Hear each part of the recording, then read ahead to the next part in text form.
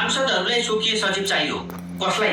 विपक्षलाई होइन, राष्ट्रिय स्वतन्त्र पार्टीका सांसदहरूलाई स्वकीय सचिव चाहियो। सांसदहरूलाई सक्षम बनाउन, सांसदहरूको वृत्ति विकास र क्षमता अभिवृद्धिमा लगानी गर्ने विषय नीति तथा कार्यक्रममा समेटियोस् र पहिलो लगानी सांसदहरूलाई स्वकीय सचिवको सुविधा प्रदान गरेर गरियोस्। राष्ट्रिय स्वतन्त्र पार्टीका सहमहामन्त्री विपिन कुमार आचार्य हुन्, उनी दाङबाट जितेका हुन्। अहिले यो भदौमा जेनजी आन्दोलन भइसकेपछि सुशीला कार्कीको सरकारले खर्च मित्र व्याख्या भन्दै स्वकीय सचिवहरू कटौती गरेको थियो र जनमानसमा, जनतामा धेरै जसोमा तपाईँले पनि होला होइन स्वकीय सचिव चाहिँदैन भन्नेमा हुनुहुन्छ होला। म्याक्सिमम त्यही थियो।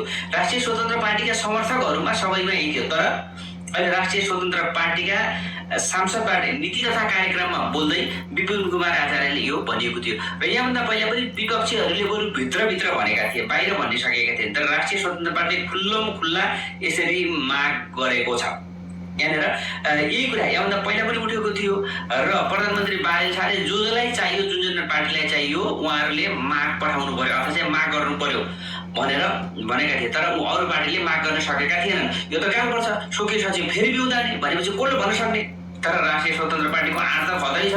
अब उनीहरू सांसद भइसक्यो, अब नहुँदै भयो, एउटा चाहिँ हो हुनु हुँदैन भने अरूको पो विरोध गर्ने, आफूले पाएपछि चाहियो भन्ने हिसाबले अहिले यो स्वतन्त्र पार्टीका सांसदहरूले नै स्वकीय सचिवको माग गरेका छन्। सांसदहरूलाई स्वकीय सचिव चाहियो।